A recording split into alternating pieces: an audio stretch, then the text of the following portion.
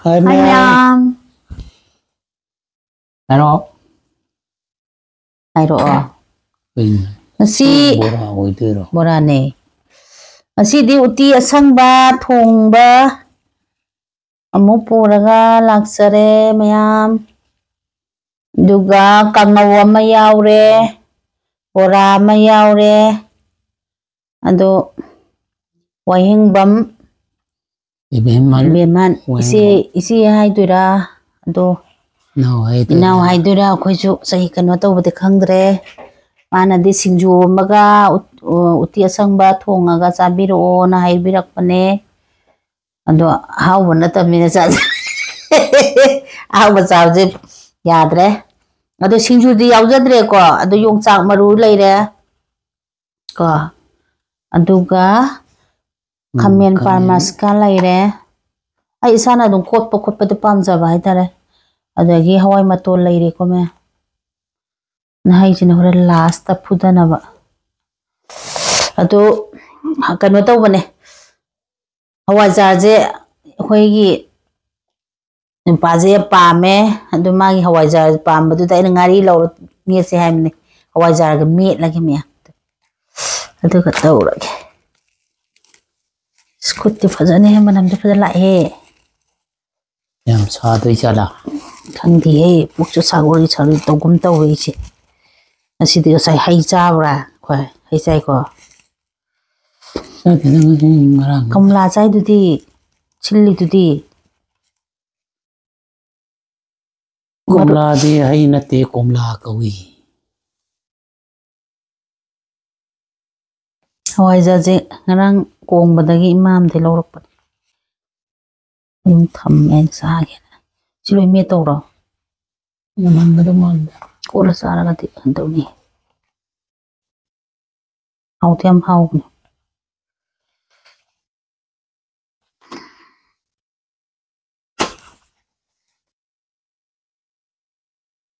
Umamunam ta kada inga chumi.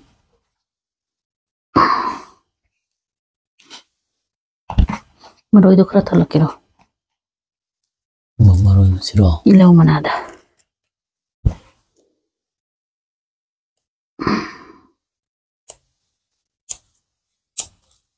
Kot pakra nungai ngai ko me sing kadang hapsa ki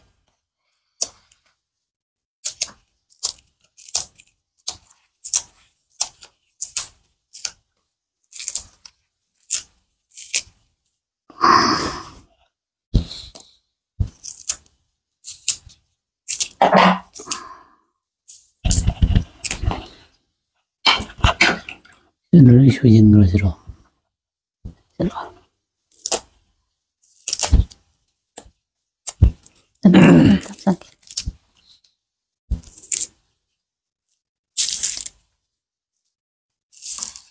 Singju oiduni me kola chabdagi adu nang di charo emna igidi oren chita tawjara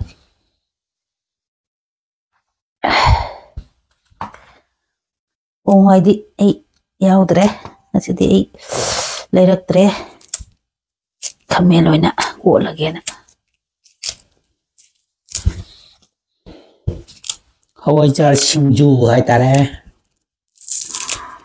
Angkasiga.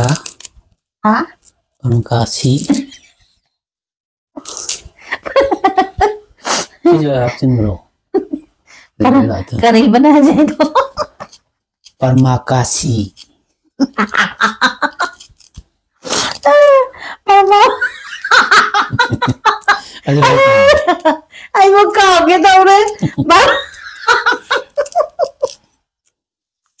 parang kasih Paramasi ka ay kita paramasi ka ay magtahay magkao kita sa leda yara ni may payaman ni dan si azage sidi para kasi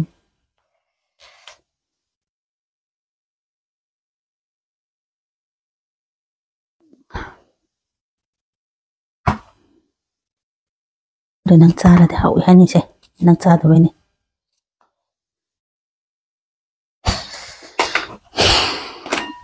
to khair ki ko Hadi siya na.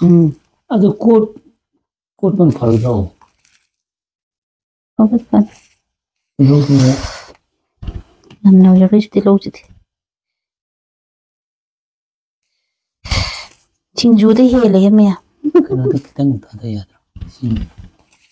그러네 그래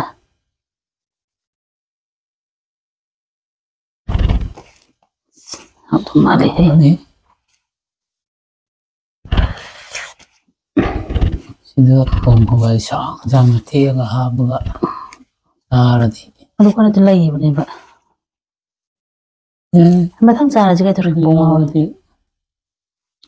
ꯂꯣꯏ ꯊꯜꯂꯅꯤ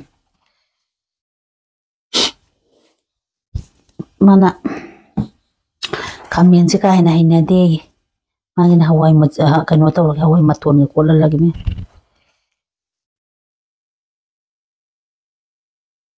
ꯈꯪꯕ꯭ꯔꯥ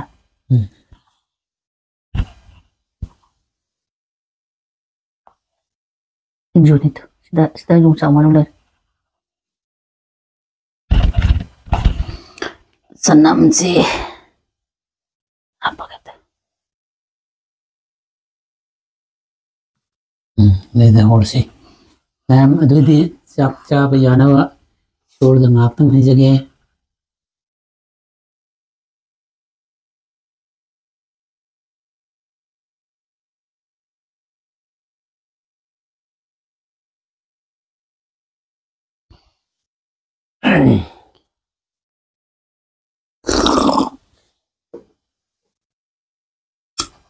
ꯇꯨꯏꯕ ꯀꯧꯕꯠꯇꯦ ꯅꯪ ꯇꯨꯏꯁꯟꯗ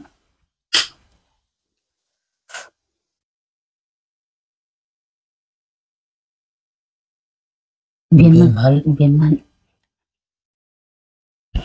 ꯍꯧꯔꯁꯤꯅꯦ ꯑꯗꯨꯗꯤ ꯃꯌꯥꯝ ꯍꯧꯔꯒꯦ ꯃꯌꯥꯝ ꯍꯧꯔꯁꯦ ꯁꯤꯗꯤ ꯍꯥꯎꯗꯧ ꯃꯥꯜꯂꯦ ꯁꯪꯕꯗꯒꯤ ꯁꯪꯇ꯭ꯔꯤꯛ ꯑꯗꯣ ꯁꯪꯉꯦ ꯁꯤꯡꯖꯨ ꯌꯥꯎꯗꯦꯅ ꯍꯥꯏꯔꯝꯕꯗꯒꯤ ꯁꯤꯡꯖꯨ ꯑꯣꯜꯂꯦꯀꯣ ꯃꯌꯥꯝ ꯁꯤ ꯕꯦꯟꯃꯟ ꯁꯤ ꯍꯥꯏꯗꯣꯏꯔꯥ ꯑꯗꯣ ꯑꯗꯨꯝ ꯀꯩꯅꯣꯗ ꯍꯥꯏꯕꯤꯔꯛꯑꯣ ꯀꯃꯦꯟꯗ ꯑꯩꯅ ꯍꯟꯕ꯭ꯔꯥ ꯀꯅꯥꯅꯣ ꯈꯪꯗ꯭ꯔꯥ ꯗ ꯏꯆꯦ ꯑꯣꯏꯔꯒꯁꯨ ꯏꯆꯦ ꯍꯥꯏꯖꯔꯒꯦ ꯏꯅꯥꯎ ꯑꯣꯏꯔꯒꯁꯨ ꯏꯅꯥꯎ ꯍꯥꯏꯖꯔꯛꯑꯒꯦ ꯑꯗꯣ ꯎꯇꯤ ꯑꯁꯪꯕꯗꯤ ꯆꯥꯗꯤ ꯑꯗꯨꯝ ꯆꯥꯔꯕꯅꯦꯕꯀꯣ ꯑꯗꯣ ꯆꯥꯕꯤꯔꯛꯑꯣ ꯍꯥꯏꯕꯗꯨꯗ ꯑꯗꯨꯝ ꯆꯥꯖꯔꯛꯄꯅꯦ ꯎꯇꯤ ꯑꯁꯪꯕꯁꯤ ꯀꯔꯤ ꯀꯔꯤꯅꯣ ꯍꯥꯏꯕꯗ ꯁꯤꯕꯣꯠ ꯃꯅꯥ ꯌꯥꯎꯔꯦ ꯑꯗꯒꯤ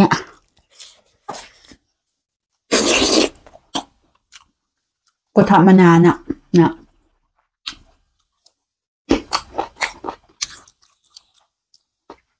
ꯄꯤꯖꯝ ꯐꯕ ꯑꯗꯨꯒ ꯀꯥꯞꯄ ꯃꯅꯥ ꯌꯥꯎꯔꯝꯕꯅꯦ ꯏꯃꯧ ꯅꯨꯄꯤꯅ ꯊꯣꯡꯉꯝꯕꯅꯦ ꯑꯗꯨꯗ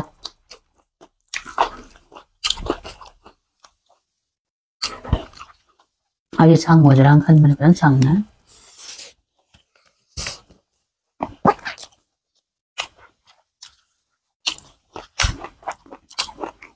ꯈꯥꯃꯦꯟꯁꯤꯅ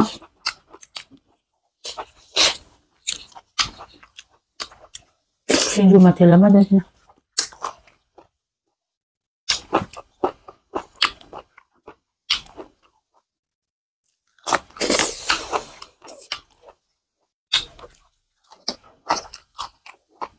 ꯃꯌꯥꯝ ꯆꯤꯡꯅꯤꯅ ꯁꯨꯅꯤꯡꯉꯒꯁꯨ ꯈꯨꯗꯛꯇꯨꯗꯤꯀꯣ ꯄꯩꯁꯥ ꯂꯩꯔꯁꯨ ꯐꯪꯗꯦꯕ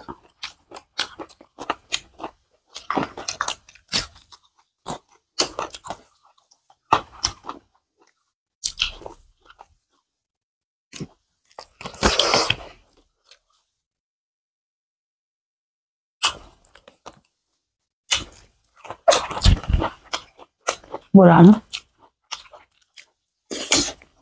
찔러보라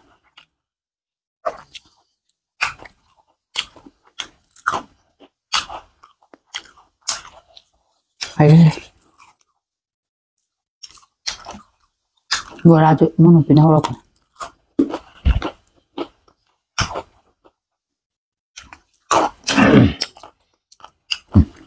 아우시네 아우네 그러면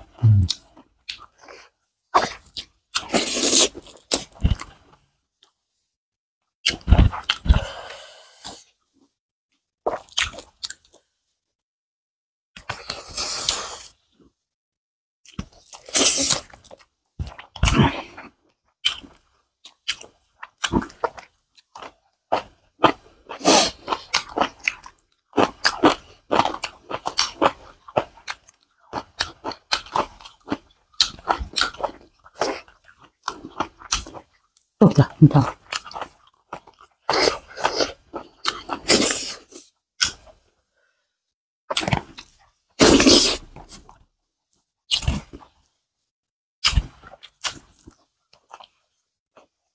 진짜. Mấy cái hả? 그래? Nga đi đâu từ sao? Nga đi cho cái hành lên tầm nè.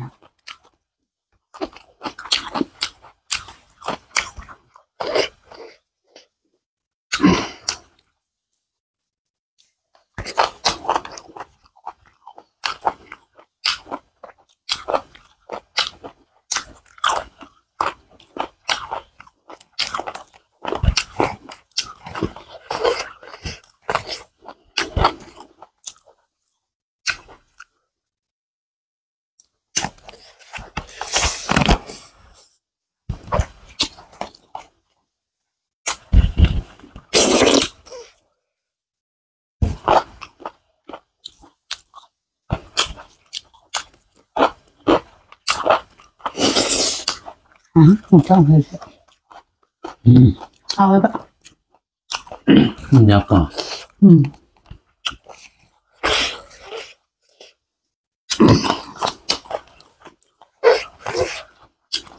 Saning nga doon na. May manda. Kung mo da sa tadi pang da. Ilan dito pang mo di pang ya doon. Ano, may ando sabang amde ba ta? Sabang amde ba ay nang pamba po ta. 수고도 봐. Sudah ba may ando? Ara, uti aura. đi xuống không? Đi. Đấy. Mong chạy sang trong nó hay đó.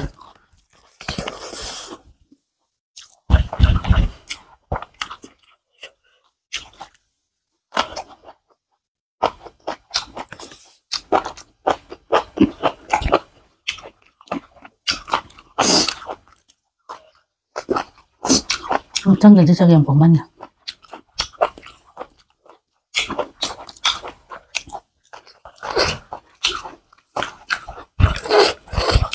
Mau nak. Mungkin domba. Lagi bomba hay là ra lại nữa.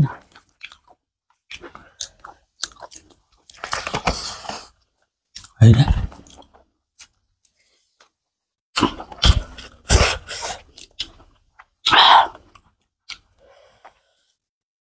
Vừa nào rút ra luôn nè. Nè.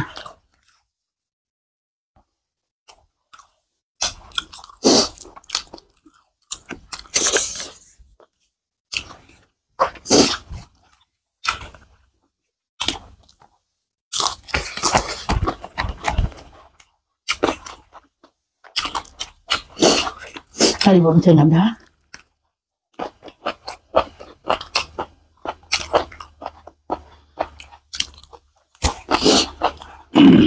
Cái đi buộc sẽ là tệ.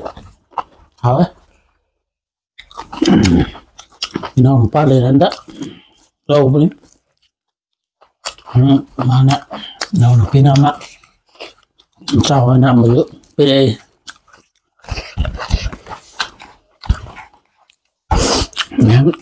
Jangan jadi kuung pada pamernya hadam dotu.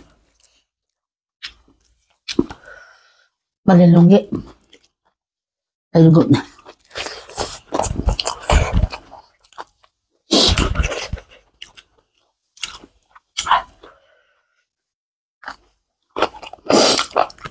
Nè, nông trại. Ở đâu vừa bây giờ thôi em vào quả. Chú cháu có bây giờ ai bạn? Ai chứ trả đâu bây giờ cái này làm gì? Bắt đu cũng bây giờ. Bắt đu tụi con cản được sao? Ang ngào với ai nè, mình nè. Ai trả nó làm gì tao vậy ta?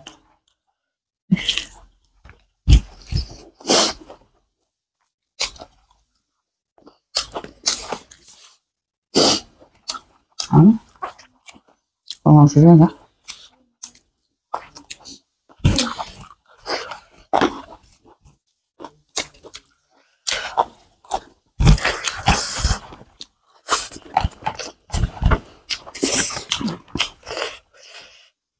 เอาละ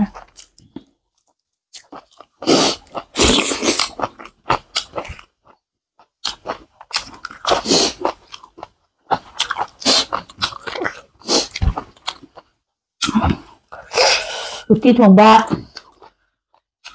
จะเกมปมบ้าฮะก็เดี๋ยว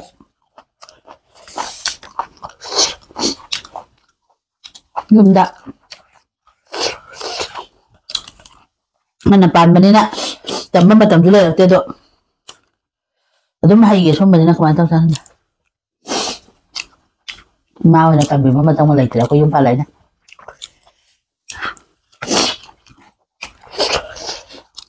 anh không đến hào rồi bà nó hào rồi có chắc là nghe coi thì cầm nó bằng đó cái đó mình tâm bơi chứ đó chơi chụp bên này ngon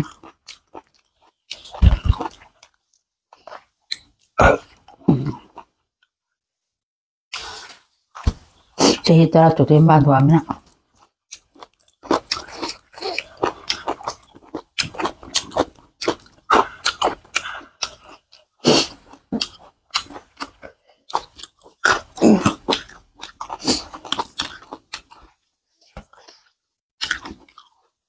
cái gì sudah nana 1 minute kayak bah 1 minute tahu betul tak nanti kamu ada nak apa anda jangan tahu tak kayak gì sudah bagai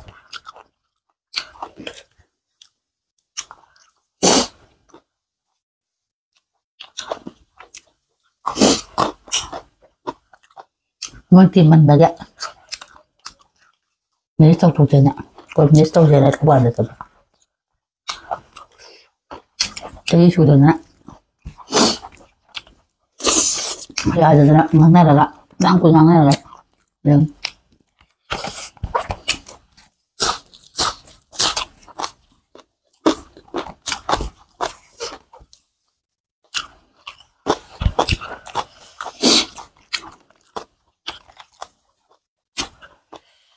juga tuh lah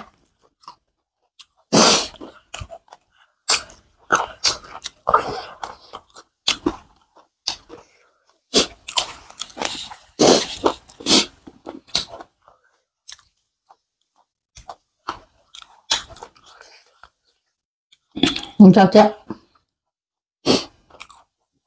hay là chứ hay là có quy định nó sẽ 3 lần mà nè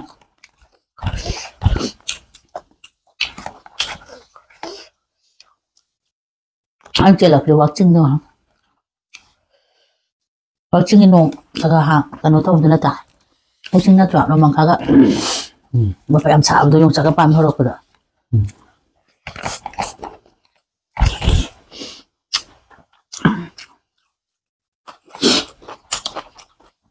trưng này là không có chắc ca thì nó nè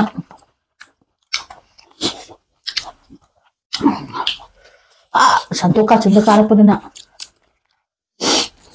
mới lâu xong đã nông tài là từng hàng này đấy ạ trọng mà thông cá đã chúng ta phải dâu đi bôi nè dâu ra rồi mang khai đấy không được xin nè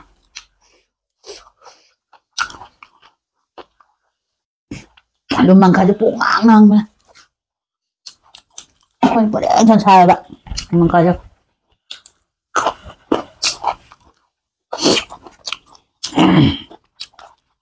anh sạp nó là ăn bao giờ mình tôi uống nghe nó protein nó uống có phòng như vậy rồi mang cắm quần kìa nào ở đâu khi đấy rồi mang khai đấy tầm phạt tận ạ có là ngang ngôi người đấy ra khi làm sợ bữa này truyền thống làm việc đi thành là thế ạ ngăn chặn nằm mình người đấy cái này gì thì cái đây sao được truyền thống làm việc đi thành là không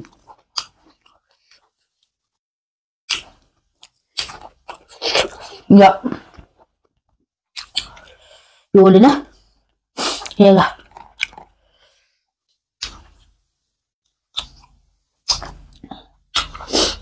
Nhưng mà khá vô vậy. Có sức ra gà nữa. Có được.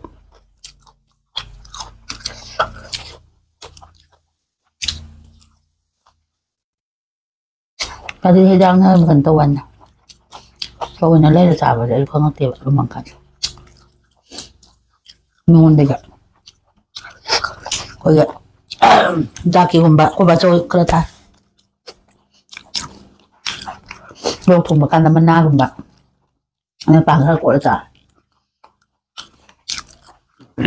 Haus naman. Mangka mapande. Matam tu tak. Kecil lah kak. Padahal nak kangal lah. Tambiu. Enggak ya. Cuma macam kita makan tak. Dulu kak. Nggak ada betul betul kak. Còn sôi thùng nữa. Kèm hậu cái gì biểu. Alu hay rồi. Alu gái rồi. Alu. Này tụi alu gái ta rồi.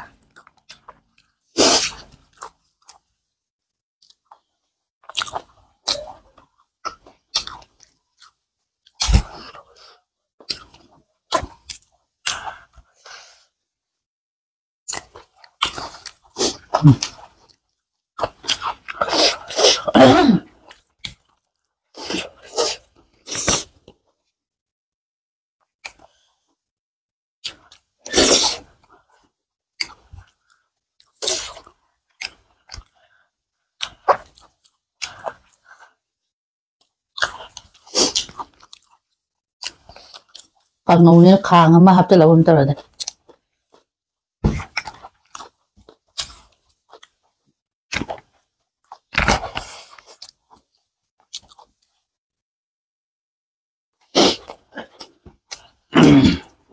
Cái này hiện xong bút thành cái chân là bút.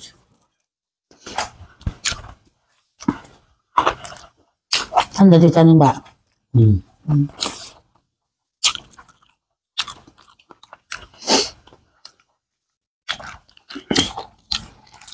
Đi xong nào đấy.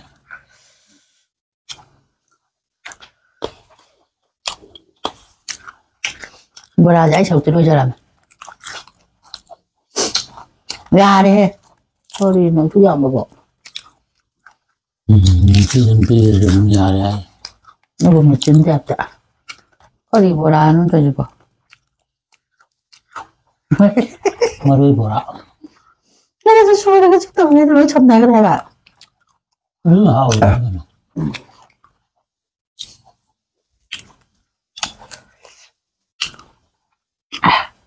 Hậu đêm hậu này tụi. Mà đi chạy lại. Bữa ra chưa.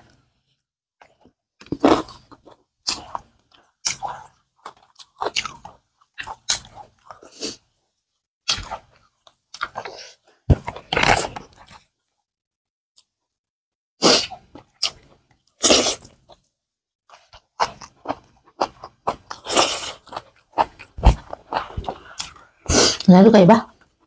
Udah dah. Terima kasih. Terima kasih.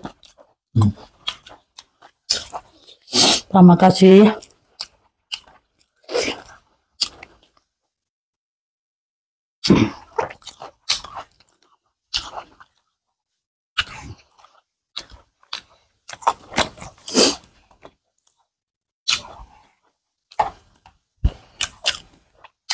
Terima kasih. Parmaska.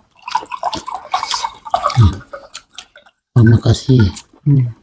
Terima kasih. Parmaska ini. Parmaska.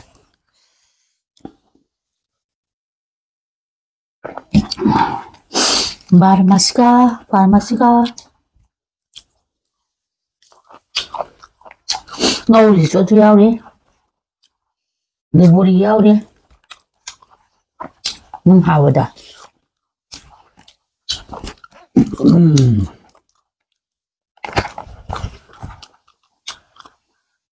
Hậu để to.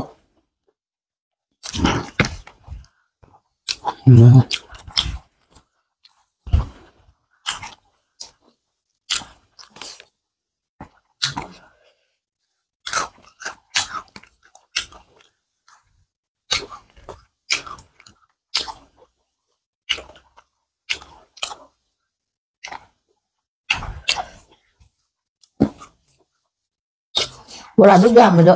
Ay kangam dala ma. Ano dulu hafta.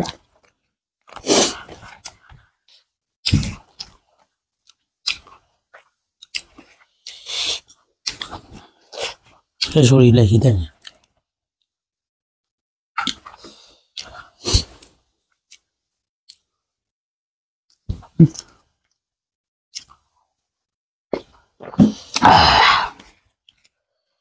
Đó đó đó.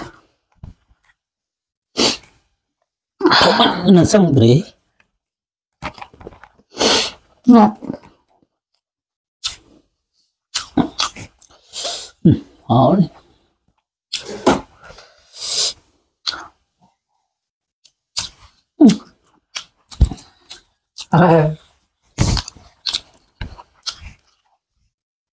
Lệ. Cái thùng nhà đèn. Itu nih. Ay chilta.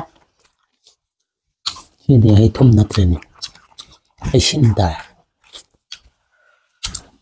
Wow.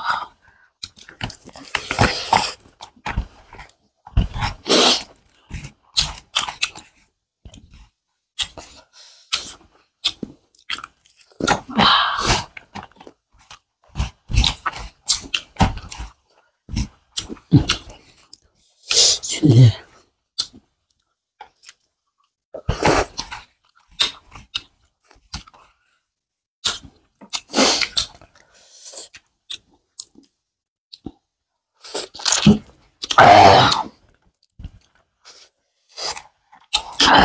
Ahora. Ya man given yung palit ito. Na-advance na ang handa.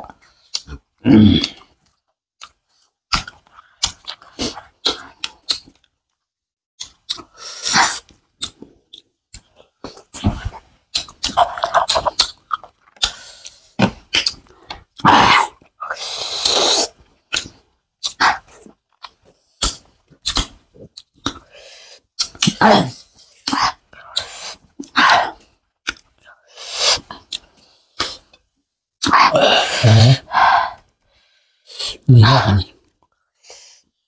Rồi.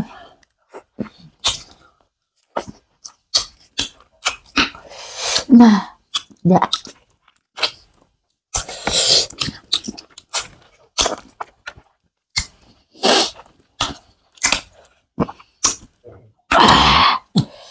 Ở đâu đấy?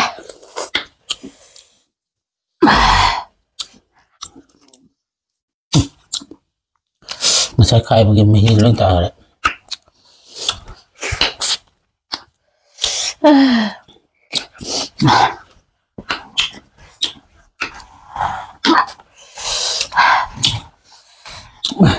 Xin bảo cho họ.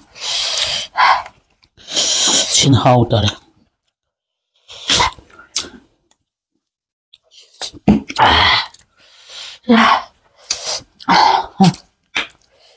Này nó sao sao?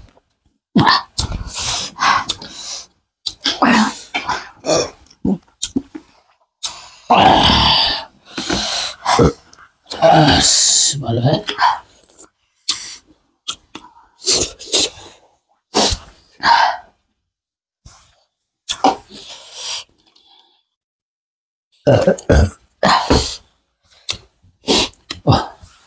Jam dua tahun ini.